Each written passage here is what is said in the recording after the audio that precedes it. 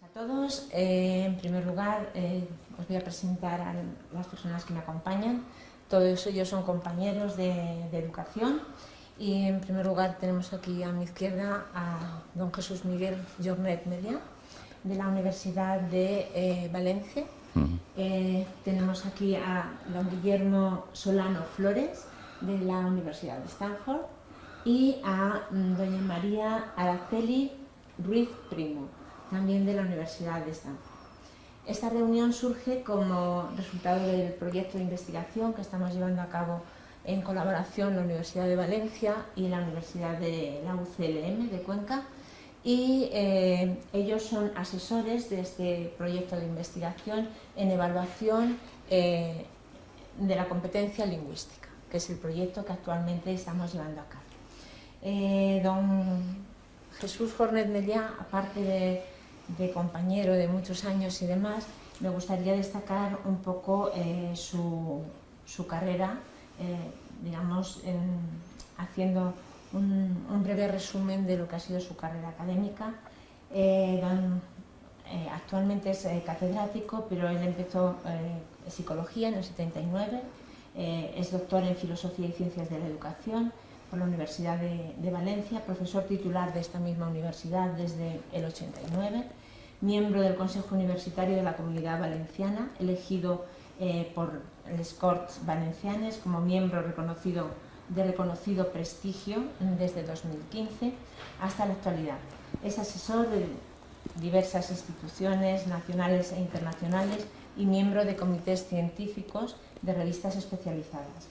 Ha dirigido 49 tesis doctorales, co-coordinador de la Red Iberoamericana de Investigadores de Evaluación de la Docencia, RIE, que este año tendrá aquí su ponencia, su reunión anual.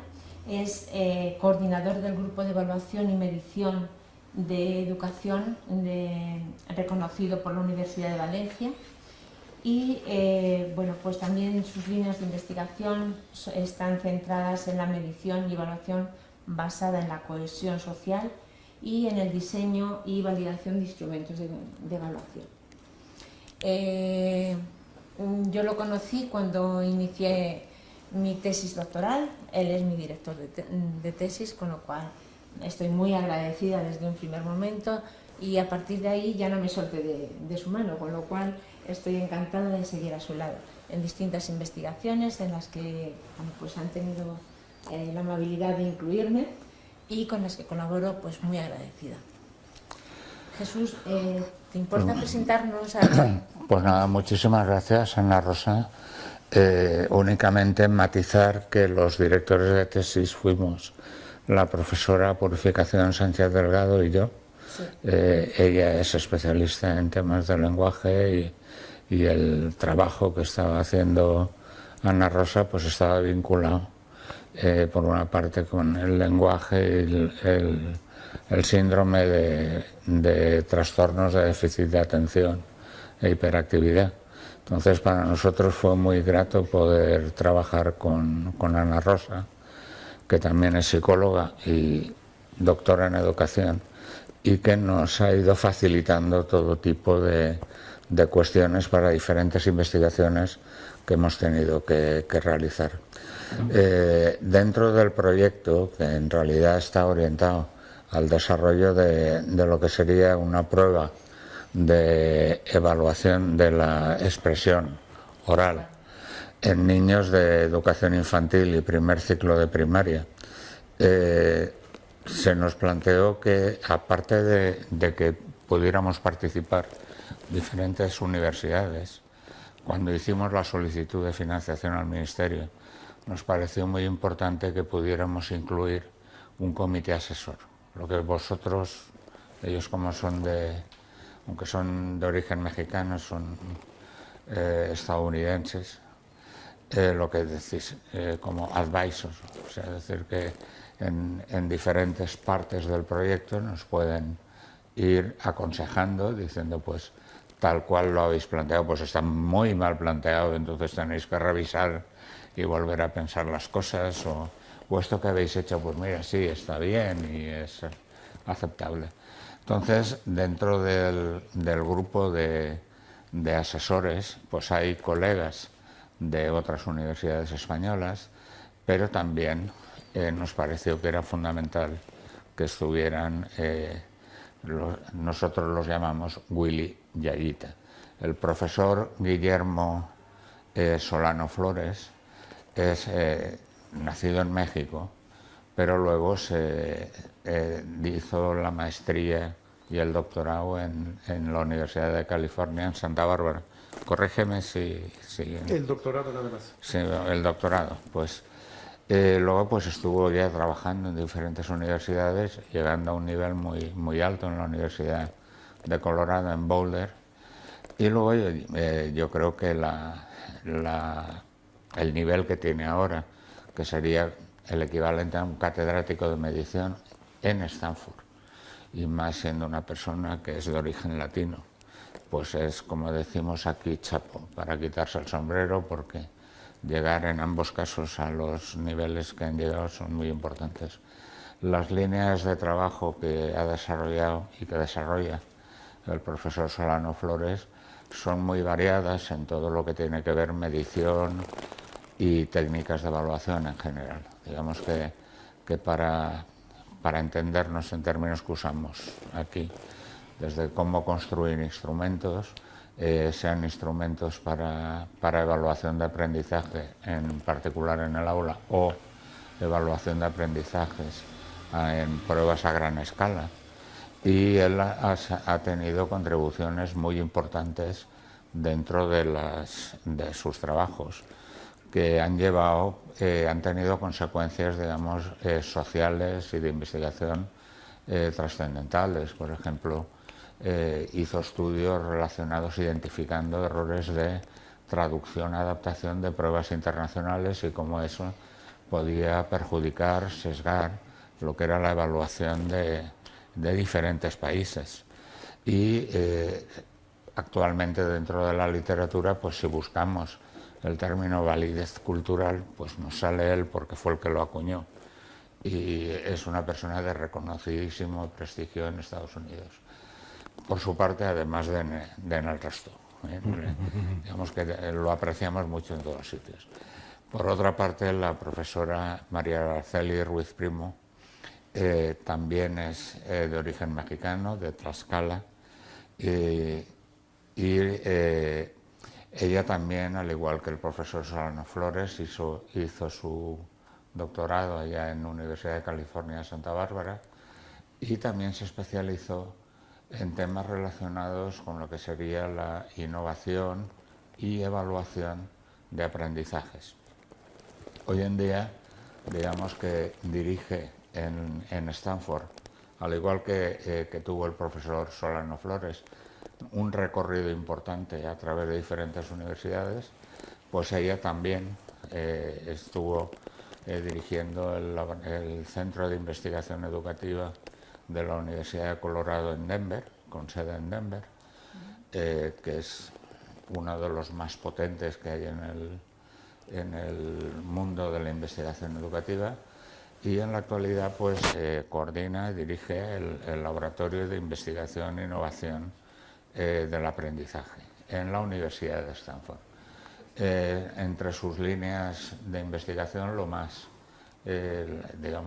denotativo es que es una persona que siempre que queramos plantearnos si una evaluación o una prueba es válida o cómo se realizan las evaluaciones a nivel de aula, pues tenemos que acudir a los planteamientos conceptuales y metodológicos de Araceli Ruiz Primo, porque es una referencia en el tema, y creo que lo que nos van a aportar en esta charla, que espero no haberla agotado yo con mi presentación, en esta charla es que nos van a permitir también tener una visión de primera mano acerca de cómo se están desarrollando los temas de evaluación en educación, problemas que se dan también en Estados Unidos, al igual que se dan en España, un poco cuáles son las características.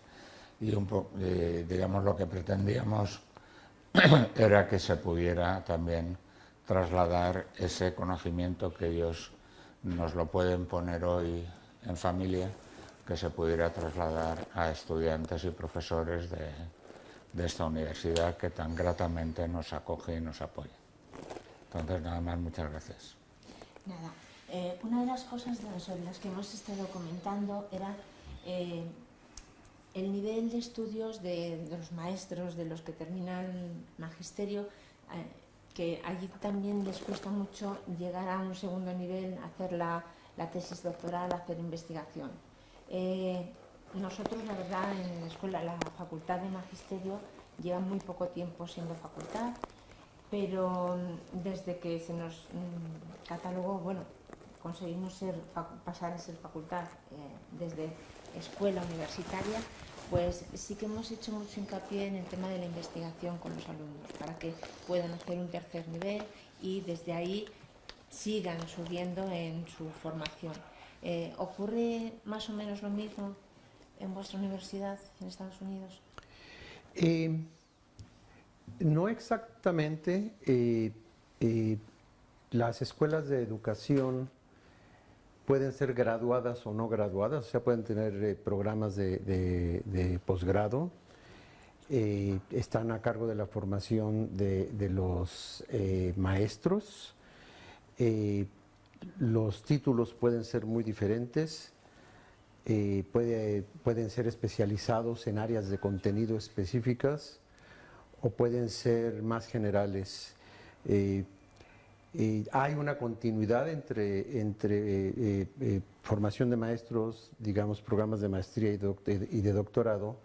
Creo que el mayor beneficio que puede haber para los maestros que se están formando es que estén en escuelas graduadas donde puedan estar en contacto con los programas de maestría y doctorado y puedan familiarizarse con programas de investigación, o que pueda haber oportunidades para que se les inserten programas de investigación.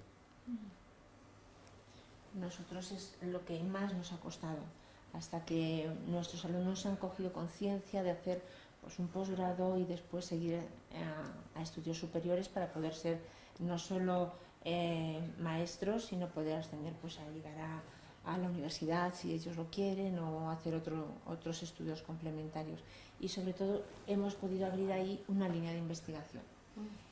Las líneas de investigación que hemos abierto han sido en torno a las áreas que se trabajan dentro de la Facultad de Educación. Hay una línea de investigación que es en psicología, hay otra que es en neuroeducación precisamente, la otra es en trastornos del lenguaje y otra es en áreas de educación física. Esas son las áreas en las que más o menos ahora mismo tenemos alumnos con programas de doctorado y que están participando en algunos proyectos. Eso es interesante. A mí me gustaría comentar que para mí una de las grandes diferencias entre los programas de educación para maestros en Estados Unidos y lo que teníamos en México es que en Estados Unidos los maestros no pueden meterse a un programa de maestros en una universidad si no han terminado lo que sería la licenciatura en México, undergrad en Estados Unidos, y si quieren ser maestros tienen que tener un enfoque en lo que quieran ser maestros. O sea, tienen en su programa de licenciatura tienen que tener un major, ya sea en biología, en física, en lenguaje, y hasta que terminan eso pasan al programa de maestros. Entonces hay, o sea, la diferencia para mí radical con lo que sucede en México es que, vamos, de entrada tienen un conocimiento un poco más profundo de la disciplina que van a enseñar en la escuela. Y eso es algo que en México nada más los programas para profesores son como generalizados, ¿sí? Y pueden hacerlo, sí, en biología, en lo que sea, pero no tienen, digamos, ese conocimiento disciplinario desde que hacen la licenciatura, ¿cierto? Sí, así estoy. Entonces, de entrada eso es una gran diferencia. Y cuando hacen el programa para profesores, maestros de escuela, por lo general estos programas se encuentran en escuelas de posgrado. Se le considera, digamos, ya de entrada un posgrado, pero no ni maestría ni doctorado, sino eso, es un grado mayor al simplemente tener la licenciatura. Una diferencia, creo yo. A veces hemos comentado problemas que se dan aquí en nuestro país y que también, según nos comentaban los doctores Solano Flores y Ruiz Primo, pues que en alguna medida también a lo largo de Estados Unidos, porque Estados Unidos pues también cada estado tiene sus características, igual que aquí en España cada comunidad tiene las propias, pues que también son como déficits que se suelen producir allí y sobre los que tanto, perdonen, pero lo voy a llamar de la forma más cercana, que es Willy Yayita, ¿vale? Como Willy ha llegado a escribir sobre las dificultades que hay en lo que es la investigación, la evaluación en las escuelas, en los salones de clase. Y Yayita es especialista también, digamos, desarrolla cuestiones muy específicas sobre evaluación formativa.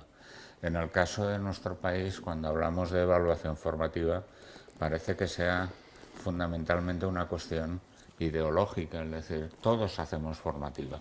¿Cómo que no? Claro que sí, todos hacemos formativa. En nuestro país el problema que tenemos es que no lo puedo quitar, el problema que tenemos es que decimos evaluación formativa y todos estamos de acuerdo en que el ideal es hacer evaluación formativa. Pero cuando nos preguntamos a otros profesores de primaria, de secundaria o de universidad, ¿y eso cómo se hace? ¿Cómo lo haces? ¿Qué técnicas utilizas para poder hacer la formativa? Desde la recogida de información a cómo les da retroalimentación. Es que el desconocimiento es enorme. Y es que en la formación de profesores ni se les forma en técnicas y métodos de investigación en el aula, cuando profesionalmente es, digamos, como un eje central de la actuación docente, y a nivel de lo que es la guía del proceso de enseñanza-aprendizaje, tampoco se hace una formación especial. ¿Qué nos contaríais que creéis que puede ser de interés desde lo que vivís en Estados Unidos y qué soluciones veríais vosotros? Yo creo que el problema que menciona el doctor Jornet, no estoy pronunciando bien, es un problema similar en Estados Unidos. O sea, toda la investigación dice claramente que todos los programas de educación para maestros debieran de considerar toda una línea que sería evaluación, tanto en el salón de clase como evaluaciones a gran escala. Y en realidad eso no sucede, incluyendo Stanford. Sí hay una materia que es evaluación en el salón de clases, pero es una materia dentro de todo el programa. Entonces hay lo que varios investigadores han hecho es, por ejemplo, crear series de libros que están dirigidas específicamente a los maestros, ¿no?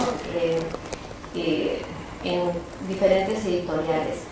Recientemente, y yo creo que es importante mencionarlo aquí, la Academia Nacional de Ciencias, la parte de educación, está actualmente elaborando un libro que está dirigido básicamente a maestros, administradores, y en el que tenemos el privilegio de colaborar precisamente con el capítulo de evaluación formativa en el salón de clases. Y la idea es un poco para los maestros que ya están en servicio, que puedan encontrar una fuente de cómo aproximar y entender lo que es la evaluación a todos los niveles, porque el primer capítulo de ese libro habla realmente de los fundamentos del aprendizaje desde un punto de vista sociocultural y de sistemas de evaluación a nivel estatal, nacional, y pasa por lo que es la evaluación del salón de clases, maestros que están en servicios para el estatal, lo que es la evaluación en un sistema más grande. Y por desgracia es increíble, pero son nada más pequeñas cosas que se han hecho para ayudar a mejorar el conocimiento de los maestros que están en servicio. Pero es increíble que en los programas todavía no se incluya formalmente un área con muchas más materias que hablan de evaluación, porque para mí es fundamental que el maestro sepa sobre evaluación formativa. Y bueno, hago lo que se puede, un poquito, ya tengo un libro y ahorita con este capítulo de la Academia Nacional, yo creo que va a ser una cosa que va a ayudar muchísimo a que los maestros entiendan más. Mi investigación no ha sido en evaluación formativa o evaluación en el salón de clases, pero sí ha cubierto lo que es el conocimiento que los docentes tienen de las pruebas estandarizadas a gran escala. Y varias veces he comentado que accidentalmente me di cuenta de que cuando les pedía a los docentes que me mostraran ejemplos de pruebas o de actividades de evaluación que ellos han hecho en el salón de clases, no tenían material que mostrar, y me di cuenta con el tiempo de que no acostumbraban a hacer sus propios materiales o sus propias actividades, sino las bajaban del internet. O los distritos escolares les decían, esto es lo que le tienes que dar a tus alumnos. Entonces a mí me sorprendió y me espantó, porque yo no puedo concebir, enseñar y transmitir conocimientos si de alguna manera no estoy evaluando. Aunque sea leyendo las caras de aburrimiento de los que me están oyendo, me doy cuenta de que tengo que elevar el volumen o hacerla bailar o hacer algo más interesante para los alumnos o algo. Entonces, lo que veo yo es que desde una perspectiva sociocultural, el maestro no ve a la actividad evaluativa como una actividad que le pertenezca, que sea intrínseca a la docencia. Y muchas de las ideas que trato de transmitir tienen que ver con esto te pertenece, esto es parte esencial de la enseñanza, no lo puedes separar. ¿Por qué existe esa separación? Mi interpretación es simplemente que con tanto énfasis en la rendición de cuentas y en los puntajes en pruebas estandarizadas, a los alumnos se les evalúa por una instancia externa, no se les deja a los maestros tener tanta participación social en el proceso de desarrollo de pruebas a gran escala, y entonces se produce esa escisión o esa separación. Entonces, mucho para mí del trabajo de incrementar la capacidad evaluativa de los maestros consiste en, primero, en hacerlos ver el valor que tiene el reconocer en sí mismos toda la capacidad que ellos tienen para evaluar a sus propios estudiantes, y en ver que nada de lo que ellos trabajen carece de valor, sino es importante que lo incorporen a los conocimientos que quieren transmitir a su propia actividad docente. Muchas gracias. Yo, si te parece, Ana Rosa, me gustaría únicamente lanzar un punto para acabar, que sea como de reflexión. O sea, digamos que por una parte tenemos aún la sensación, te digo, es una sensación personal, la sensación de que estamos con una formación inicial de maestros pensada para el siglo XIX o como muchísimo para mitad del siglo XX. Hemos tenido una serie de cambios que nos están prácticamente apisonando, que es todos los cambios vinculados a la digitalización. Recientemente, en verano, pues salieron noticias como que en Suecia pues habían dicho pues no a lo digital porque los niños van teniendo peor comprensión verbal, comprensión lectora. En Irlanda están también por ahí, en Francia están también por ahí. No hace mucho estuvimos comentando con los profesores Solano y Ruiz estos temas a nivel informal.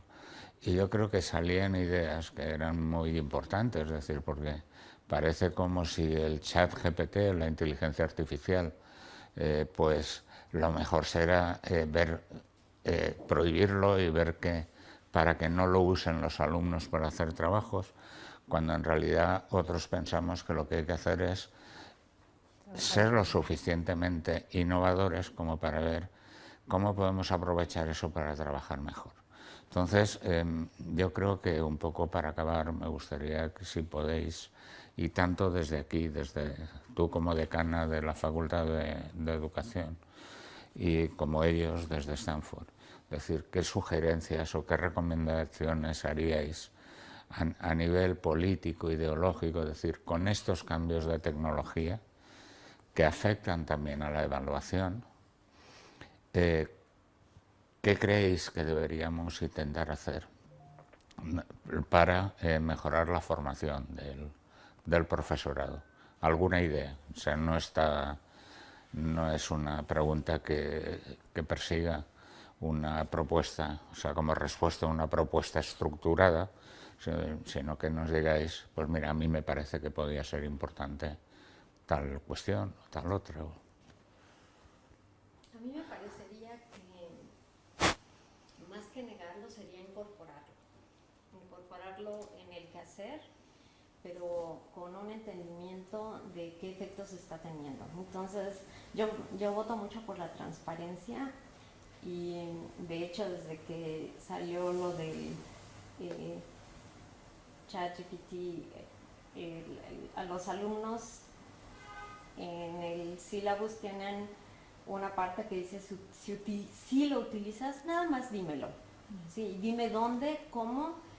Y entonces empezamos a colectar información, o sea, sistemáticamente podremos ver para qué lo utilizan, lo están utilizando bien y bueno, irnos informando, ¿no? Entonces yo creo que lo mismo con los maestros, porque en realidad no sabemos, no creo que ahorita nadie sepa claramente cuáles son los efectos, porque no sé de investigaciones sistemáticas que hayan colectado información sobre eso, pero sí creo que darle ideas a los maestros de cómo podrían ir colectando esa información para hacer investigación, acción, vamos a hacerlo todos y cómo lo están utilizando y que estén informados.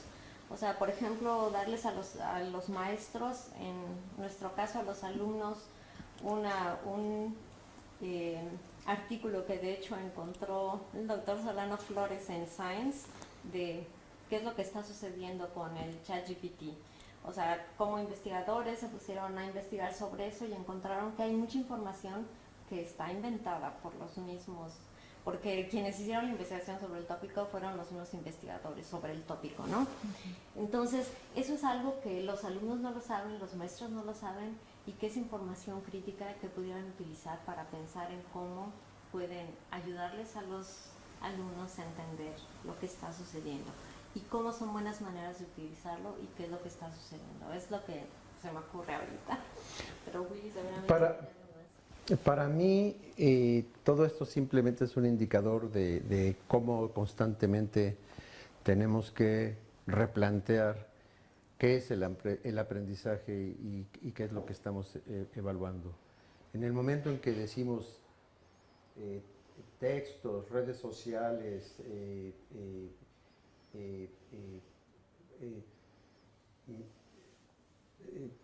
programas o aplicaciones que hay para buscar información no pertenecen a lo que es la enseñanza, nos vamos a seguir concentrando en la cosa tradicional. Si hacemos eso, pues obviamente no estamos bien ubicados. Todo lo que está sucediendo de maneras de manejar, procesar, transmitir el conocimiento, deben ser incorporados constantemente en nuestra actividad. ¿Cómo hacerlo? No lo sé exactamente. Sin embargo, puedo decir que desde que salió se hizo ya más evidente la transformación social profunda que está dándose debido a la inteligencia artificial generativa.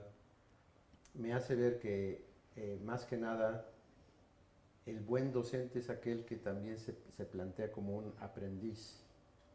Si yo quiero enseñar, debo saber, debo reconocerme como una persona a la que le gusta aprender y que debe aprender continuamente. En el momento en que nos posicionamos como aprendices o el ser aprendiz es parte de enseñar, en ese momento vamos a poder manejar todas estas cosas sin miedo y con modelos más efectivos y más razonables de lo que es aprender y es evaluar. Muchas gracias. Yo creo que la reticencia hacia el chat GPT surge del desconocimiento. Una de las cosas que tenemos que hacer es primero conocerlo, cómo funciona, de dónde procede, cuáles son los datos que nos puede aportar, y una vez que lo conozcamos y enseñemos a nuestros alumnos a manejarlo, pues nos sentiremos más seguros sobre lo que estamos haciendo. En cuanto a la visión del maestro del futuro, que es un poco lo que estamos debatiendo ahora mismo, me parece a mí, qué tienen que conocer, qué tienen que saber, por qué líneas tienen que ir. Yo el cambio que haría sería precisamente esa, la visión del maestro. Debemos cambiar esa visión del maestro, no ir al siglo XIX, siglo XX, que vamos arrastrando muchas cosas, sino plantearnos qué debe ser un maestro del futuro. O sea, los alumnos que llegan a nosotros ahora conocen y dominan muchas más técnicas que nosotros, de herramientas, de información, de manejo de redes, de manejo, y a nosotros eso nos está pillando, como decía Jesús, nos está apisonando, ¿no? Va comiéndonos los pies porque no llegamos. O sea, entre formarnos y las clases y tal, y pienso que se está desvirtualizando un poco la visión del maestro en sí. Entonces me parece que es el cambio que yo pediría o en el que yo me centraría es en ese, en ver qué maestro es el que queremos formar y qué hay que hacer para formar ese maestro. Pues yo únicamente añadiría una cosa antes de que cierres tú esta presentación, que una de las cosas que creo fundamentales y que nos lo facilita precisamente todo el desarrollo tecnológico es precisamente el poder colaborar.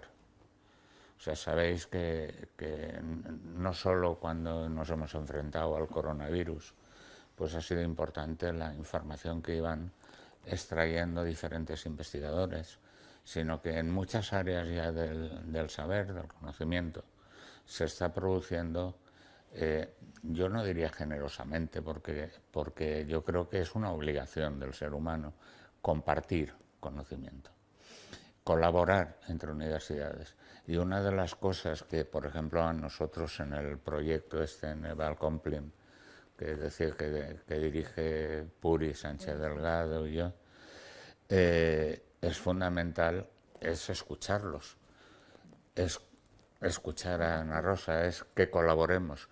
El otro día en Valencia nos hicieron ellos varias reflexiones, y me acuerdo, por ejemplo, todos los estudios que nos planteaste sobre la semiótica que habías estado haciendo. Digo, caray, es que ni se nos había ocurrido, pero es que todo lo importante que puede ser el que colaboremos será además muy necesario, porque como el cambio es tan volátil, es tan rápido, como no estemos juntos, vamos a perder nuevamente el tren del cambio.